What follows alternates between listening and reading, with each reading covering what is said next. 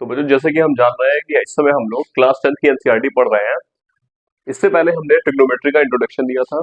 उसके बाद हमने ट्रिग्नोमेट्री में 8.1 एक्सरसाइज सॉल्व कराई थी। आज हम 8.2 के लिए आगे बढ़ रहे हैं, लेकिन उससे पहले हमें कुछ चीजें समझनी पड़ेंगी। पहले हमने ये चीज पढ़ी थी, हमने क्या पढ़ा था कि ये चीजें हमारे यूज हो रही है ट्रिग्नोमेट्री में। ये क्या है?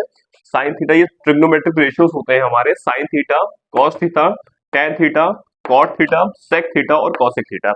इसको याद करने का हमारा तरीका होता है, साइन होता है हमारा पी अपॉन एच, कॉस होता है हमारा बी अपॉन एच, टेन होता है हमारा पी अपॉन बी।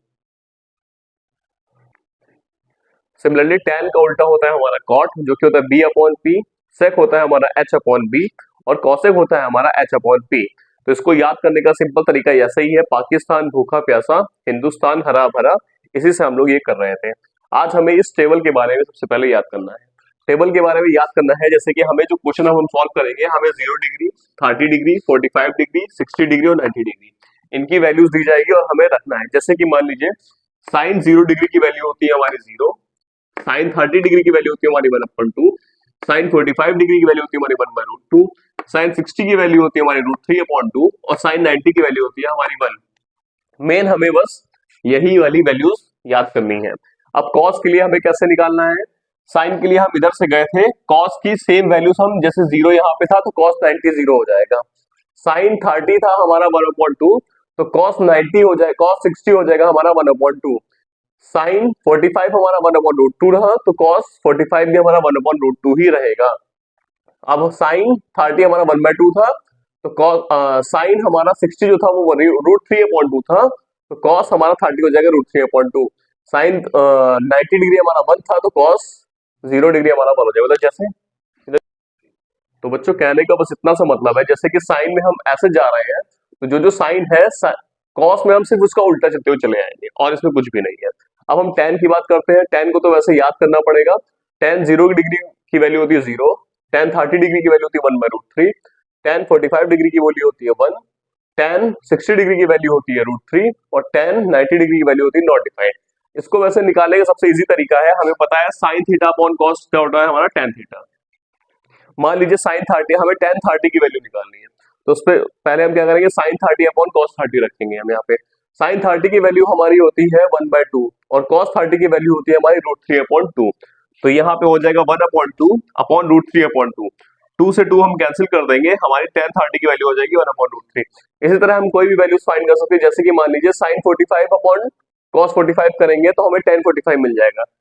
साइन 45 हमें पता है, साइन 45 अपॉन कॉस 45, तो साइन 45 की वैल्यू भी हमारी 1/√2 होती है और कॉस 45 की वैल्यू भी हमारी 1/√2 होती है।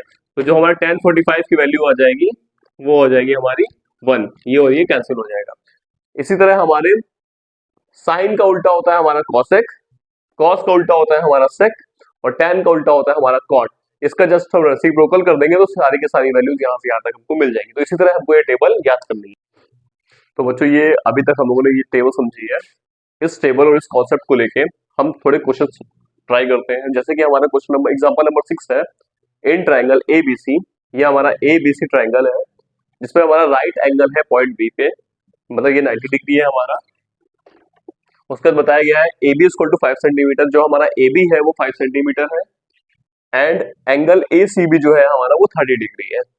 हमें फाइंड करना है बीसी और एसी, हमें जो बीसी और एसी की लेंथ हमें फाइंड करनी है।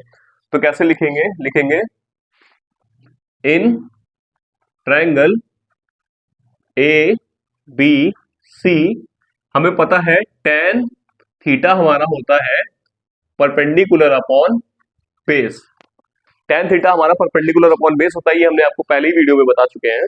ये कैसे निकालना है इसमें भी फिलहाल हमने इंट्रोडक्शन दिया हुआ है। अब हम यहाँ पे टेन थीटा की जगह हम 30 डिग्री रख लेंगे, क्योंकि हमें 30 डिग्री की वैल्यू, 30 डिग्री से ही हमें ये दोनों वैल्यूज फाइंड करनी है इस क्वेश्चन में। तो हम थीटा को यहाँ पे 30 डिग्री रखेंगे, तो यहाँ रखेंगे हम tan 30 degree equals to perpendicular, perpendicular है हमारा ए बी और बेस है हमारा बी सी। तो यहाँ पे हम लिखेंगे A B upon B C. Tan 30 की वैल्यू हमारी होती है 1/√3, तो यहाँ पे हम लिख देंगे 1/√3। ए बी की वैल्यू हमें दी गई है 5 सेंटीमीटर तो यहाँ हो जाएगा हमारा 5 सेंटीमीटर, और BC हमारा नहीं पता है हमें, इसलिए यहाँ पे हम लिख देंगे सिर्फ BC। तो ये क्रॉस मल्टीप्लिकेशन हो जाएगा, ये इधर चला जाएगा और ये इधर चला जाएगा, तो BC जो है हमारा वो हो जाएगा 5√3 सेंटीमीटर। तो BC हमारा आ जाएगा 5√3 सेंटीमीटर। अब हमें फाइंड करना है लेंथ AC की। तो हमें पता है sin 30 हमारा होता है परपेंडिकुलर अपॉन हाइपोटेन्यूज। sin 30 जो हमारा होता है वो परपेंडिकुलर अपॉन हाइपोटेन्यूज होता है, और cos 30 होता है हमारा बेस अपॉन हाइपोटेन्यूज। हम दोनों ही के तरह से, हम चाहे साइन को लेके करें चाहे cos को लेके करें, दोनों ही तरह से हम हाइपोटेन्यूज की वैल्यू फाइंड कर सकते हैं। चलिए हम साइन को लेके कर रहे हैं, और आप लोगों का वर्क है कि आप लोग घर पे cos 30 से निकालिएगा ये वैल्यू। तो हम कैसे निकालेंगे? साइन थीटा जो हमारा होता है वो होता है परपेंडिकुलर अपॉन हाइपोटेन्यूज। साइन 30 होता है हमारा, परपेंडिकुलर क्या है हमारा 5 है, और हाइपोटेन्यूज हमारा हमें नहीं पता, तो उसकी जगह हम लिख देते हैं AC। साइन 30 की वैल्यू हमारी होती है 1/2, तो यहाँ पे हम लिख लेंगे 1/2। परपेंडिकुलर हो जाएगा हमारा 5, और AC की वैल्यू हमें नहीं पता है। अगेन हम क्या करेंगे? क्रॉस मल्टीप्लिकेशन करेंगे, AC यहाँ आ जाएगा और 2 इधर चला जाएगा, तो यहाँ हो जाएगा हमारा AC इक्वल्स टू 5 2 10, तो ये हमारा हो जाएगा 10 सेंटीमीटर। ये साइड हमारी आ जाएगी 10 सेंटीमीटर। तो हमें फाइंड करना था BC और AC। हमने tan 30 और sin 30 को यूज करके, tan 30 और sin 30 को हमने यूज करके हमने BC और AC की वैल्यू फाइंड कर दी है। तो बच्चों अब हम इसी टेबल से रिलेटेड हम लोग दूसरे एग्जांपल पे आते हैं। इसमें दिया गया है इन ट्रायंगल PQR, हमारा PQR एक ट्रायंगल है, राइट एंगल है हमारा Q, जो 90 डिग्री है, जो हमारा राइट एंगल है वो Q है। दिया गया है PQ जो हमारा है वो 3 सेंटीमीटर है, जो हमारे P और Q की लेंथ है वो 3 सेंटीमीटर है, और PR की लेंथ हमें दी गई है 6 सेंटीमीटर। हमें फाइंड करना है एंगल QPR, मतलब QPR हमें ये वाला एंगल फाइंड करना है, और PRQ हमें ये वाला एंगल भी फाइंड करना है। तो हमें दोनों एंगल फाइंड करने हैं। सबसे पहले हम लिखेंगे in triangle PQR। Triangle PQR में हमें पता है साइन जो थीटा होता है, साइन थीटा हमारा होता है परपेंडिकुलर अपॉन हाइपोटेन्यूज। हम साइन R लेके चलेंगे। साइन R यहाँ पे हम लिखेंगे साइन R इक्वल्स टू, अगर हम थीटा इसे मानेंगे तो बेस ये हो जाएगा हमारा, परपेंडिकुलर हमारा ये हो जाएगा, और हाइपोटेन्यूज हमारा ये हो जाएगा। तो sine R equals to perpendicular हो जाएगा हमारा PQ, और हाइपोटेन्यूज हो जाएगा हमारा PR। Sine R equals to PQ हमारे कितनी है? PQ की लेंथ है हमारी 3 सेंटीमीटर, और PR की लेंथ है हमारी 6 सेंटीमीटर। तो साइन R इक्वल्स टू हो जाएगा 3 1 3 3 2 6, ये हो जाएगा हमारा 1/2। तो साइन 1/2 हमारा 1/2 की वैल्यू कब होती है? 1/2 हमारा होता है साइन 30 डिग्री पे। तो ये हो जाएगा हमारा sine R equals to sine 30 degree. Sine 30 degree की हमारी वैल्यू होती है 1/2, इसलिए साइन R हमारा 30 degree, sine R equal to sine 30 degree हो गया, और जो R होगा हमारा वो हो जाएगा 30 डिग्री का। तो ये जो एंगल R है हमारा, ये आ जाएगा हमारा 30 डिग्री। अब हमें फाइंड करना है एंगल P। तो उसके लिए हम क्या लिखेंगे? हमें पता है cos थीटा जो हमारा होता है वो होता है हमारा बेस अपॉन हाइपोटेन्यूज। तो ये हमारा cos, अगर हम cos इसको थीटा मानेंगे अगर, तो बेस हमारा ये हो जाएगा और हाइपोटेन्यूज हमारा ये हो जाएगा। तो हम यहाँ लिखेंगे बेस अपॉन हाइपोटेन्यूज। cos अगर हम P लेंगे, cos P लेंगे, तो cos P के केस में बेस हमारा ये रहेगा और हाइपोटेन्यूज हमारा ये रहेगा।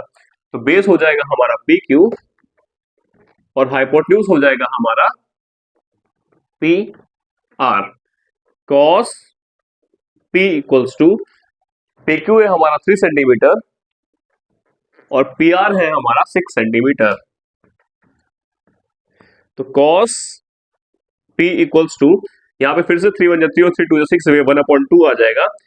cos की वैल्यू 1/2 कब होती है? cos की वैल्यू 1/2 होती है cos 60 डिग्री पे। तो ये हो जाएगा हमारा cos P equals to cos 60 degree. तो हमारी जो P की वैल्यू हो जाएगी वो हो जाएगी 60 डिग्री। तो जो हमारा एंगल P है वो हो जाएगा हमारा 60 डिग्री का। ये आपका एग्जांपल नंबर 2 कंप्लीट हुआ।